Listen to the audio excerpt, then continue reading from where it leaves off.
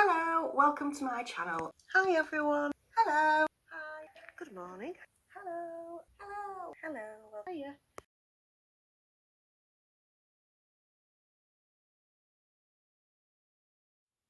Hey guys. Today is the 30th of June 2019 and I thought I'd just give you a little update. Excuse me. I look a bit dishevelled because it's been very hot. I don't know when this video is going to go up. I don't know if it even will go up. But this is the start of my house hunting journey, I hope.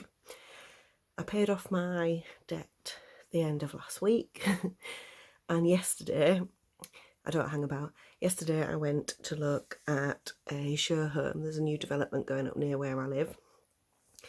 It all sounded brilliant. It all was really smooth. The lady that I was chatting to was really helpful and she gave me a helpline to ring to find out about mortgages and basically kick off the process, hopefully.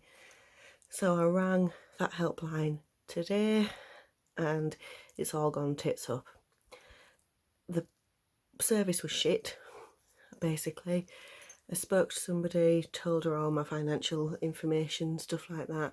Told her that last year I was in a worse position, but I was told that I would be able to lend a certain amount. Excuse me. She said, leave it with me, I'll ring you back in 10 minutes.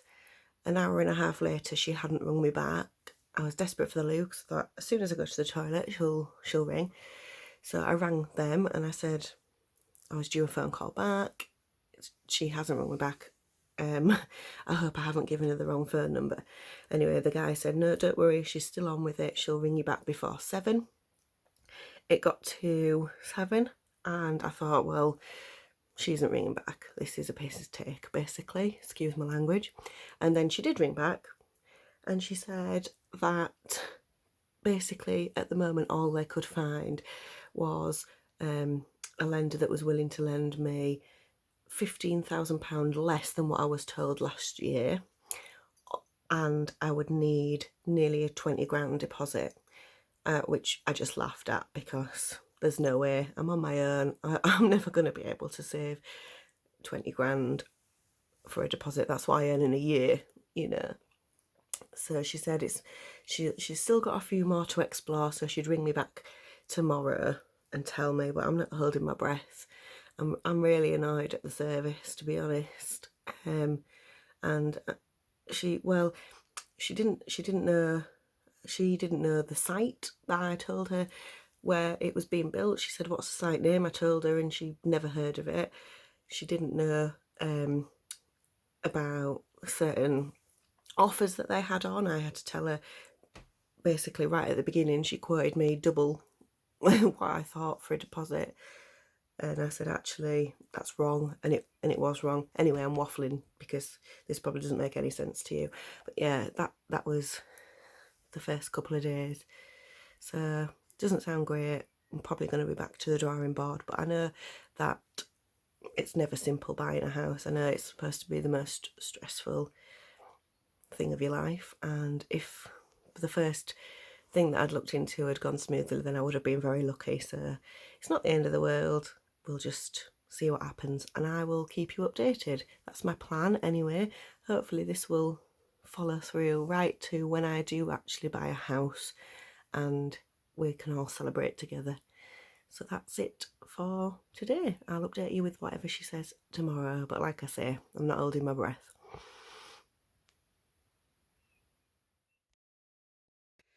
Hello, it's the 1st of January, 1st of July now, and I thought I would just update you on the shared ownership situation.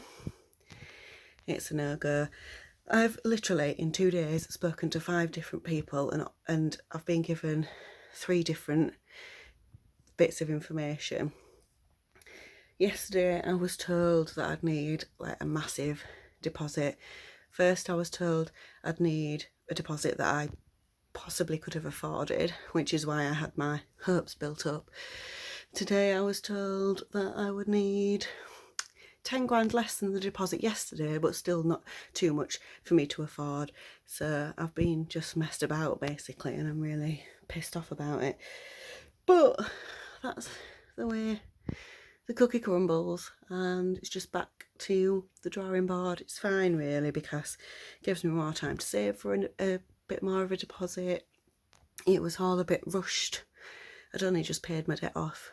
So it's probably for the best in hindsight, and I'm trying to look at it that way. I am disappointed because the house would have been lovely and the location was perfect, but it's just how it is. So I'm not in a massive rush to move out, and my mum's just said it's not a big rush for me to go, so it's just annoying, isn't it?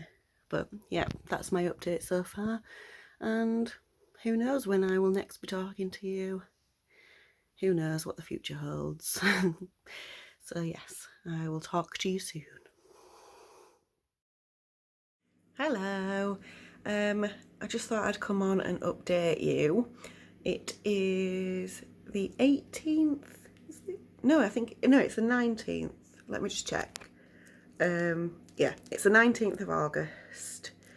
I've just been to see my friend who is a mortgage advisor, and I've got a little bit more information now about how much she thinks that I'll be able to borrow, what sort of deposit I'll need and stuff like that. So my borrowing is a little bit more than I thought it was going to be, so that's good. I'm probably not going to go right to the top end because I don't want to push myself to my limits. But yeah, I'm pleased with that. Now I can know that what I'm looking at on Rightmove is actually feasible and I'm not dreaming. So now I just need to crack on with the savings for the deposit and then get buying. Oh, it's so scary. I have so many questions. I'm like, what do I do about this? What does this mean? What does that mean? But you know, it's a big decision. It's a big thing. It's my biggest purchase I'll ever make, most probably. So yeah, it's good. I'm pleased with how that's gone. We'll just have to see what happens next. Hi guys, a little update. I'm whispering because everyone's in bed. It's now the 15th of February 2020, and yesterday I went to see a show home of another Linden Homes, but in a different area. And they do their sort of sales of their new builds a little bit differently to the ones that I went to before. So long story short, I made a couple of phone calls and I got what's called a shared ownership assessment, where they assess whether I can afford a shared ownership house or whether I can have one, and I was approved for that.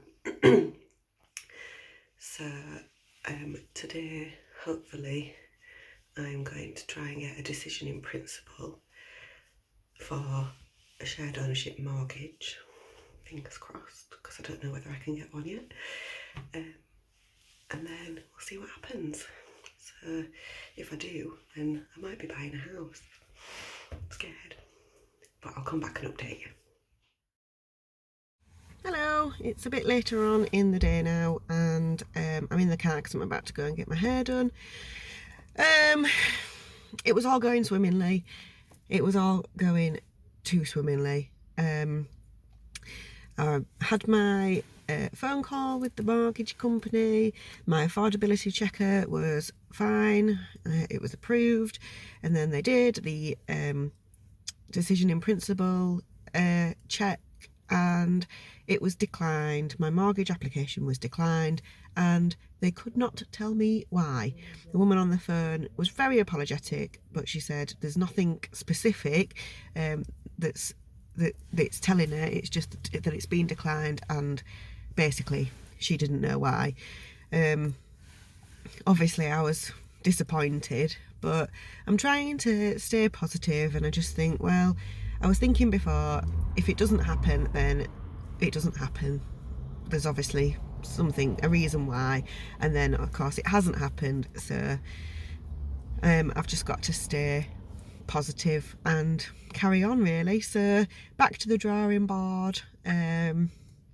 Probably just keep saving a bit more. She did say that it was possibly because it was a 95% mortgage that I was asking for, and they are quite difficult to get. So it's just a bit of a shame she didn't pre-warn me about that right at the beginning. But anyway, it's done. Can't do out about it. Just got to crack on and keep saving, I guess. So I'm not sure when I'll be back to give you another update. Might be another 6 months, who knows. But that's where we are for now. Right, I'm off to get my hair done. Bye. Hi guys. Well, what an eventful few videos they were. Every emotion you can think of.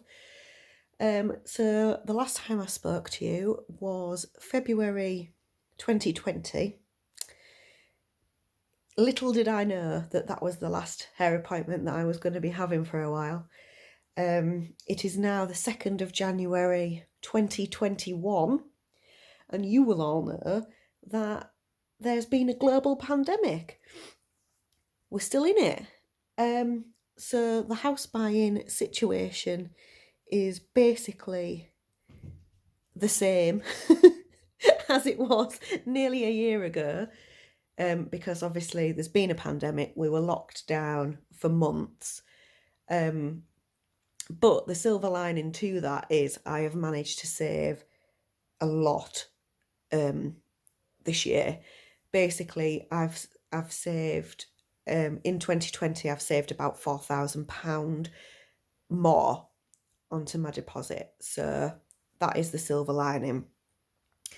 I don't know if you've followed the housing market during the pandemic. I haven't really specifically, but it did get to a point where new, well, not new, just any buyer, not even first time buyers, but new mortgages, you needed to have at least a 40% deposit, which, quite frankly, if you had enough money in the bank to have a 40% deposit, then you probably didn't need a massive mortgage anyway. So things were put on hold, really. I don't really know what the situation is that I'm in now. I don't know what's going to happen this year because we are still in the pandemic. Vaccines have started to happen, so I'm hoping that things start to improve with everything in the world. So where I am at now, I think the market is now saying 15% deposits. There are some places that are doing 5% deposits, but it's tricky. I don't understand buying a house. I've never done it before. You know, it's a tricky thing to get your head around, and I know some places are doing 5%, but when I've looked, there are places that I haven't really heard of, and I think I want to be confident in the process when I'm, you know, it's the first time that I'm gonna buy somewhere. I am scared about it. I am nervous about it. I'm an anxious person anyway, which you'll know if you've watched any of my other videos. So it's a big step. It is my, like, one of the biggest life goals that I've got, to buy a property, and I'm gonna do that. I know I'm gonna do that, but it's a big responsibility. I'm doing it on my own. You know, it's a big. I think I said it on one of the other videos. It is a big commitment. So I want to be confident in what I'm doing and in the process.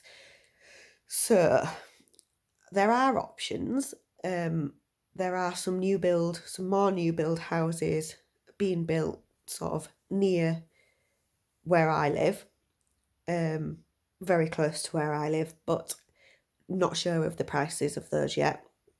There are some in a village nearby, which have only released 3-bed prices at the moment. which is fine. I know that if it was 100% ownership, I wouldn't be able to afford, oh, excuse me, sorry. I wouldn't be able to afford the 3-bed. I'm not sure what the price of the 2-bed will be, or whether I'll be able to afford that. So I'm just waiting, really. There is also another new build situation near that one, but in a cheaper area, which I am considering looking into, but they are only doing 3-bed houses, I think, at the moment. Which, if that is an affordable thing for me, then I'm not opposed to having a 3-bed, because it would be nice to have a spare room and then maybe an office or something. But obviously I've got to be able to afford it. So I'm going to see, I'm going to wait and see about the 2-bed prices at the other property development. But also they are offering shared ownership. And I've always been in two minds about shared ownership. I know right at the beginning of this sort of set of videos, I was talking about shared ownership.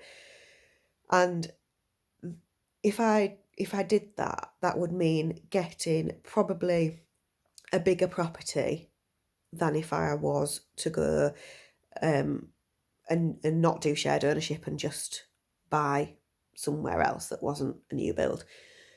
But then there is the things that you have to take into account then is that you only earn a percentage of the house. You have to pay rent and mortgage, and then if you want to buy the other percentage, you've then got to save for that as well. And because I'm not on a massive income, I don't think I'm going to have leftover money at the end of the month when I'm in a house. I think all my money will be accounted for, which I think is the same for most people, to be honest. I think you're in a lucky position if you can save every month as well as pay all your bills and pay the rent and or the mortgage or whatever. But that's that. So there are those options. As I say, I've also, in fact, I think I've got double what I had when I spoke on the first video. I think I've got double, or even actually more than double what I had then as a deposit. So, sorry, just straightening the camera. So I am in a better position with that. I also don't have car finance anymore. So literally the only borrowing I have, technically, is my phone contract, which I don't think counts anyway. And my credit card, which I have got purely to build up my credit score. So also following on from the last video when I said that they'd declined the mortgage application but couldn't tell me why, I do a credit score with, I get a free credit score every week with, I can't remember what it's called. I'll put it on the screen. And that did say to me that you need to have a higher credit limit, and you need to only be utilising a certain percentage of it. And at that point, I did have a credit card, but my limit was only £500 and I didn't use it. So my credit score actually said that I should have a £15,000 credit limit on my credit card, but obviously not use that, which is ridiculous. So I've now got it at 12,000, my credit limit, and I'm using, I think, 2% of it because I pay for things on my credit card and then pay it off. So I'll put my petrol on there. Not that I've used much petrol this year. And I've just bought some bedroom furniture. So I've put that on there and then I'll pay it off, and then it kind of builds up your credit score that way. So that's that. So I've improved my credit because my credit score is now, I think it's 660 out of 710 or something like that. So I've improved that. I've got a bigger deposit and I'm in a better position. Also, my brother has a friend who knows a guy who's a mortgage advisor, because my friend who's a mortgage advisor that I mentioned earlier, she only does it for one specific bank. So it would be difficult to go with her because she doesn't go through all of the mortgages available.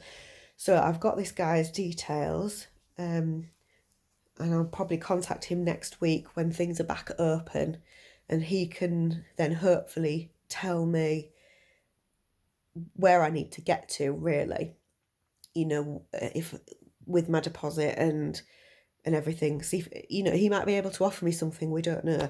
So I'm going to speak to him next week, hopefully, and then see where we are. So that is my update. And I thought that I was just going to do one video until I bought a house, but it's not going to work that way. So I'm just going to do a little series of house buying, that hopefully results in me buying somewhere. And this is the first one in that series. So I will see you next time with an update. Bye.